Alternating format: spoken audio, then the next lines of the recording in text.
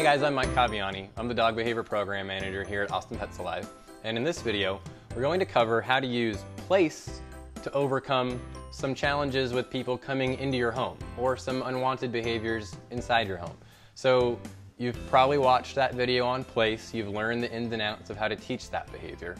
So now let's use that to combat all these unwanted things. So some of you at home may have a dog that does all of these things or maybe one of these things. But we definitely talk to a lot of clients that need this setup, that need this protocol. And so we're hoping this video is going to help kind of help you visualize it, help you picture it, and have this to reference at home so you can really make sure you're doing it right. So some common behaviors that people experience with their dog when friends come over. The dog may be a dog who's a little protective of the household. It's a fairly normal trait with all different degrees of severity, but it's not that abnormal for a dog to be protective of their household, right? To be a little bit more like, who is that? Is that a friend? Is that an intruder? I don't know. And so when we have a dog like that, one of the biggest problems a dog like that faces is this freedom to make a decision, right? So they don't know what to do. The front door is over there, they hear knocking, and they don't know who it is. Is this a friend? Is this an enemy? Is this an intruder? Do I know the person? Do I run over there and lick them and jump on them? Do I run away? Do I hide? Do I run to my owner? What do I do, right? And so all those decisions, it's stressful, and it makes them more stressed out because they don't know what to do. So then they end up they make a choice. In the moment, with all that excitement of someone coming to the front door, they make a choice. And oftentimes it's not the right choice. So we want to take all of that decision, all of that freedom out of their hands. And again, this is for the dog who's potentially protective of his household, or even the dog who's just so friggin' stoked about people coming over that they can't contain it and they jump all over your visitors, and some of your visitors may not want a dog clobbering them in the chest when they come into the home, right? So for any of that, we're going to recommend that you use place to teach the dog to go to their bed whenever someone comes to the front door, but until they're highly trained enough to hold their place, and stay there while your friends come in, we want you to install a tie down, just a leash that you have connected to something heavy in the household. Their bed is within range of that tie down.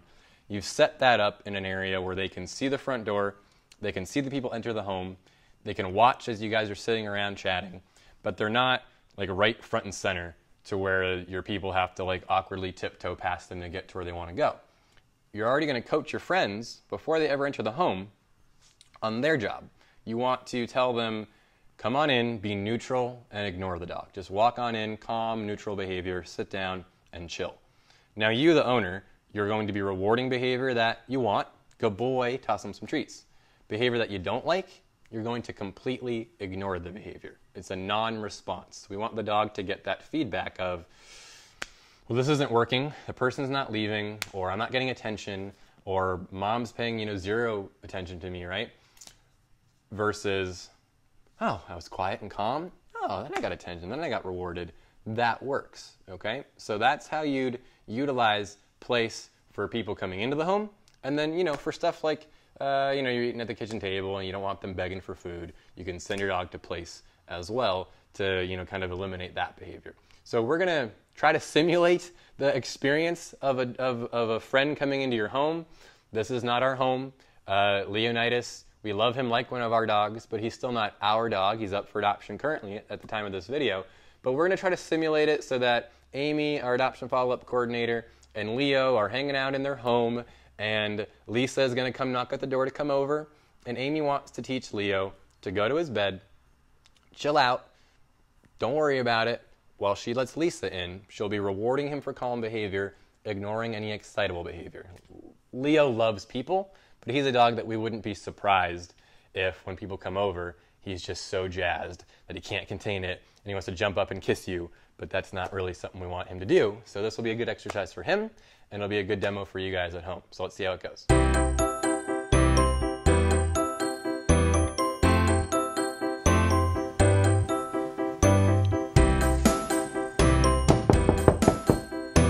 Hold on a second.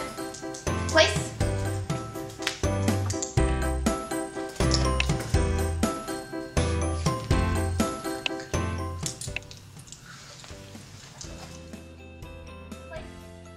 So we are demonstrating how to use place to now take it to the next level and utilize it for some unwanted behavior. So we have our friend Lisa who's come over. She's at the door. And at home, you guys, you may have a dog who's potentially protective of your household and is thinking this is an intruder. Or a dog who's just way too stoked that you have a friend over and they may be jumping on visitors when they come over. You can send your dog to place, have a tie down set up, just like a leash connected to something heavy, and then you're rewarding any behavior that you like, but you're going to ignore all of this behavior. So the dog gets a non-response. Amy rewarded that. That was beautiful. So now that you guys can hear me again, hopefully. So that's a perfect example. You don't want that behavior when your friends come over. The dog's overly excited. So he's on tie down so he can observe everything that's going on. He can see it all, but he's not right front and center to where you and your guest have to like tiptoe past him. So you cue a place, send him to his bed, clip him to his tie down, let your friend in the house. And you're gonna coach your friend on just being neutral and ignoring the dog. A lot of people think they're helping when they come in and they're like, oh no, it's fine, I'm good with dogs. And they are baby talking the dog or, hey buddy, it's okay, it's fine, all that kind of stuff. But if your dog is, one, thinking this is a potential intruder, or two, overly excited about their presence, that's really not going to help the situation. So they should come in and sit down and be neutral. You, as the owner, you're paying attention to what the dog's doing. If they do something reward-worthy, quiet, calm behavior, you're rewarding that.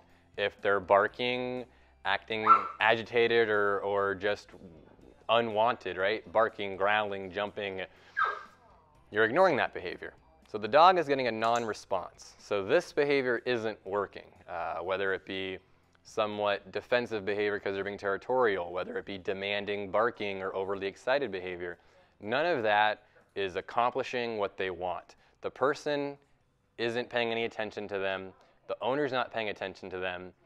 If it is a territorial drive, well, this person didn't leave, so that didn't work. So, man, none of this is doing anything. And remember, guys, dogs really only do what works for them. So we just have to show them that none of that is actually working. It's not achieving anything. But hey, I'm quiet and calm. That's when I get rewarded from my person. That's when I get attention. So now they can kind of connect the dots and they can kind of see, all right, I got it. So option A, be calm and quiet. That's when I get rewarded and that's when I get attention. Option B, bark and carry on and be just kind of loud and well, that's not working. I'm not getting any feedback for that at all. I'm getting zero feedback. So that's not working. So now that they're just hanging out and chatting, Leo's hopefully going to be picking up on this. Leo is just a dog who you guys have met him before in our introduction to place video. He's just a big happy guy, but you could see this is working for him too, right? When Lisa first walked in, Leo was really, really excited, and I'm not going to make any claims that he wouldn't have jumped on Lisa to say hi to her. So we want to combat that rude greeting of a visitor, and now Leo is making such awesome choices, laying on his bed, and now Amy's rewarding him for that. If you have a dog at home who's perfectly benign with people, they just are overly excited, you know, at some point when the dog is in the state of mind that Leo is in now, you can decide to let him off tie down. We're not doing that for this exercise, but at home, if that's what you have at home, let them off tie down now. Now they can go get greetings from the person.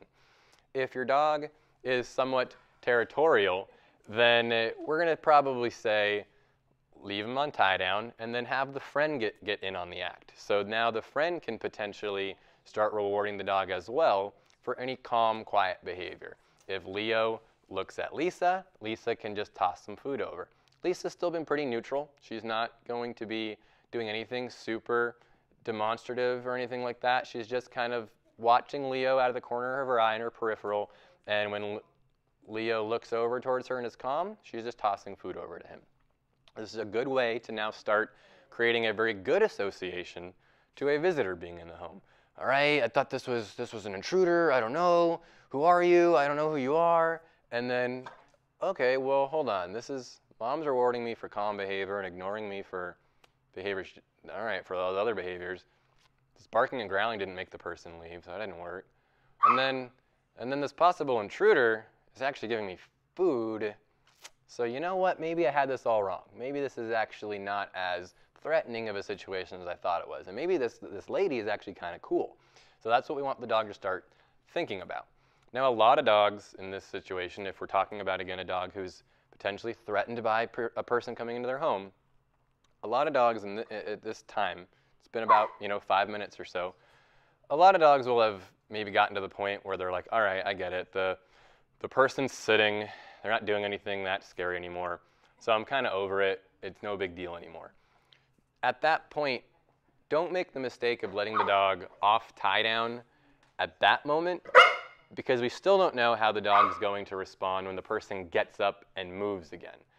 That oftentimes will trigger more unwanted behavior. The dog might start to feel threatened again because this potential intruder is starting to move through the home again, and they weren't ready for that. So, as an aside, Leo right now is just simply demand barking. He wants attention. So this is not the territorial behavior we're describing. So Amy's going to work him through this. She's going to reward him for calm behavior and ignore the excitable behavior. But while we talk about this territorial behavior stuff, something that would be a good exercise at this moment, if this was in your home and your dog is somewhat territorial, is Lisa can have more treats. And if Lisa, let's say, needs to get up to go to the kitchen or get up to use the restroom, we might predict that Lisa getting up may result in the dog feeling worried about that again. So as soon as Lisa goes to get up, she's going to start making it rain treats towards Leo when she gets up. And she's going to move, and she's going to just keep throwing food over at Leo the whole time she moves until she sits back down again. This is really just classical conditioning, just attaching this stranger moving through your home with something really good like food. So this is just giving this dog this real classic kind of concept of person moving means good stuff, because we can predict that might be a little threatening to a dog who is, again, protective of their household.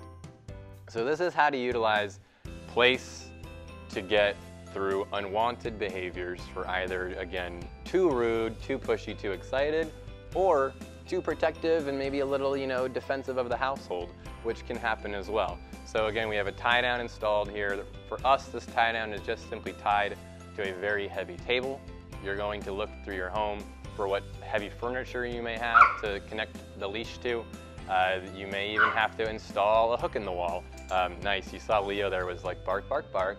That's not doing anything. So let me go lay down on my bed again. And that's when he got rewarded, which is pretty awesome to see the wheels turn for Leo. So again, though, with that tie down, just look at your home. Every home is different, obviously, but somewhere you should hopefully be able to figure out where to install a tie down.